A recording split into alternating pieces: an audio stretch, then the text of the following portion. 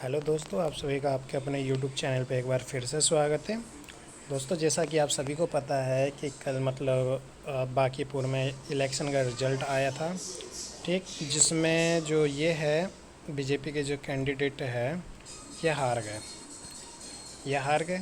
और इसमें बताए हैं कि बीजेपी के लोगों ने बताया है कि इसके जैसा बिल्कुल ईमानदार और गरीब और एक असहाय व्यक्ति को लोगों ने हरा दिया। एक गरीब व्यक्ति इलेक्शन में लड़ रहा है और लोगों ने उसको हरा दिया। सबसे पहली बात तो ये गरीब, जिसको बीजेपी ने गरीब बताया है, वो कितना गरीब है बताता हूँ मैं आपको। ठीक है, तो ये जो आपके सामने है ना, ये न्यूज़ कटिंग है और अलग अलग सोर्सों का है कि बीजेपी यहाँ ये रही बीजेपी जो कह रही है, यहाँ बीजेपी कह रही है कि यह हार कार्यकर्ता की हार नहीं है बल्कि बांकीपुर के एक गरीब बेटे की हार है। ठीक, कौन से बेटे की? गरीब बेटे की हार है। ठीक है, ये हार उन सभी गरीब कार्यकर्ताओं की भी है जो कम पैसा और बिना संसाधन की राजनीति करने के लिए राजनीतिक में आते हैं, बिना पैसे का। आप सभी को पता है कि बीजेपी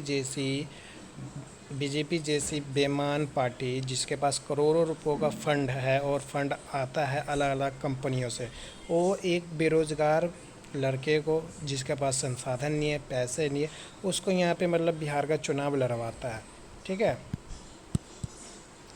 बिहार का चुनाव लड़वाता है और नीरज जैसे गरीब परिवार से आने वाले बिना किसी गुट और निरहो बनकर समर्पित भाव से संगठन के लिए कार्य करने वाला लड़का आज हार गया है। सामने हजार करोड़ की कंपनी का मालिक और एक तरफ बिना माता पिता का, वो प्रशांत किशोर के बारे में बात कर रहे हैं कि जो हज़ारों करोड़ की कंपनी है उनके पास, और यहाँ नीरज कुमार के बारे में बात कर रहे, एक साधारण लड़का। इस हार ने राजनीतिक में एक ऐसी लोगों को स्थापित करने का मौका दे दिया जो धन बल से जन बल कमा सकते हैं। बिल्कुल ताना मार रहा है कि प्रशांत किशोर एक बाहुबली है, पैसे वाला है, एक असहाय व्यक्ति को हरा दिया, गरीब व्यक्ति को हरा दिया। बीजेपी जितनी अपनी तारीफ़ कर सके, जितनी अपनी बेइज्जती करवा सके ना, अगर ये बीजेपी जिस दिन केंद्र से हटाना, इसके आधे से ज़्यादा दर्जन जो लोग होते हैं ना, या पार्टी बदलेंगे या उन पे ईडी केस इन सब मुकदमा चालू हो जाएगा। कितना ईमानदार है ना, बस एक बार केंद्र में सरकार गिरने के बाद पता चल जाएगा। ठीक, और जो आपके सामने मैं डाटा रख रहा हूँ, जैसे ये नीरज कुमार का ही है, ये सभी डाटा है, ये ये सभी डाटा है। डाटा भी, ये न्यूज़पेपर भी, इसमें बता रहा है लगभग 24 लाख रुपए का इनके पास इनकम है। ठीक है, अब वो इनकम कैसे, मैं बता देता हूँ। देखो, कोई भी गरीब होता है ना, कोई भी गरीब होता है तो प्रोफेशनल नहीं होता। चलो ठीक है, पढ़ाई लिखाई को दूर रखते हैं। उन्होंने पूर्णिया ज़िला के हैं ये, नॉर्मली पूर्णिया ज़िला से, और इन्होंने यह मधेपुरा ज़िला से अलग अलग। अब यहाँ पे देखो इनका इनकम टैक्स देखो, इनकम के टैक्स ने 4 लाख रुपए अपना है, फिर इसकी इनकी पत्नी का, इनकी, ठीक है ना, ऐसे ऐसे इनका, फिर इसका डिपेंड का है। और यहाँ पे फिर इनके जो ज़मीन जायदाद है, असहाय व्यक्ति के पास इतना कुछ है, 24 लाख रुपए है, कैश है 4 लाख रुपए, 1 लाख रुपए। फिर इनके पास ज़मीन जायदाद भी है, जो इनका भी है, प्लस में इनकी पत्नी का भी है। देखो, खेती लायक कोई भी ज़मीन नहीं है, लेकिन खेती लायक कोई भी ज़मीन नहीं है, रहने लायक ज़मीन है। रहने लायक ज़मीन का जो रकम है लगभग 9.5 लाख रुपए है, जो कि इनका है। और फिर इनकी पत्नी का आ जाता है 4 लाख रुपए, फिर 4 लाख मिला जुला के 8 लाख रुपए इधर हो गया, और 8 दूनी 16, एक 17 लाख रुपए की इनके पास प्रॉपर्टी है। ठीक, बीजेपी कह रही है इनके पास कुछ नहीं है। ठीक, और ये इनका टोटल जो निकालने के बाद पता चलता है कि 9.5 लाख रुपए ये नीरज कुमार का है, फिर 8,10,000 रुपये इनकी बीवी का है, यानी ठीक है। और फिर इन्होंने किसी तरह का लोन नहीं लिया है, किसी तरह का इन पे केस नहीं है, लेकिन ईमानदार है, पूरा ईमानदार है। ठीक है, गरीब है, असहाय है, सारा इन सब को गरीब कहा जाता है।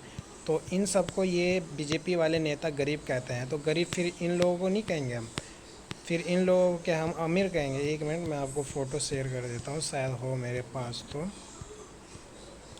नहीं है। मतलब हाँ ये रहा, ठीक ये रहा, देख लेना सरकार किसी की भी बने हम ऐसे ही रहेंगे, मतलब इनको हम अमीर कहेंगे, दिल से तो अमीर है ये सब, इनको हम अमीर कहेंगे जिनके पास कोई किसी तरह का संसाधन नहीं है, लेकिन ये अमीर है, ये बहुत अमीर है। मैं यहाँ ये नहीं कह रहा कि मैं बीजेपी के अगेंस्ट खड़ा हूँ, ठीक है, नहीं मैं बिल्कुल नहीं, मैं ये कह रहा हूँ कि उन्होंने एक ईमानदार व्यक्ति को चुनाव लड़ाया और लोगों ने, बाकी पूरी की जनता ने यहाँ पे उस ईमानदार लोग को जितवा नहीं पाया, ठीक, वो उस ईमानदार लड़के को जितवा नहीं सका। यहाँ पे जनता का ये दोष दे रहा है, बिल्कुल सम्राट चौधरी ये कह रहा है, अबे तुमसे एक तो सरकारी नौकरी का जॉब नहीं निकाला जा रहा, शिक्षा मंत्री पागल हो चुका है, ठीक है।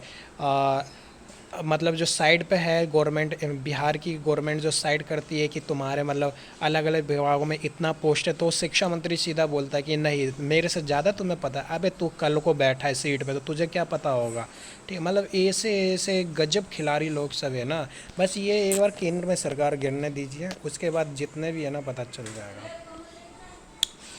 तो मैं आलोचना नहीं कर रहा, अपनी राय बता रहा हूँ, शायद मेरी राय राय आपसे अलग हो सकता है, अगर बिल्कुल, खैर ज़्यादा हो गया पर तब भी एक अजीब लगता है, क्योंकि हम स्टूडेंट हैं, स्टूडेंट बेरोज़गार होते हैं, असहाय होते हैं, फैमिली का प्रेशर होता है, इनकम का प्रेशर होता है, लेकिन सरकार यहाँ कभी नहीं समझती। सरकार इन जैसे लोगों को अमीर गरीब बता दी, इन जैसे लोगों को गरीब बता दी है सरकार, जिनके पास 90,000 रुपये कैश है, 25 लाख 24 लाख रुपए अकाउंट में है, और ये सरकार इनको मतलब गरीब बताती है, ठीक है।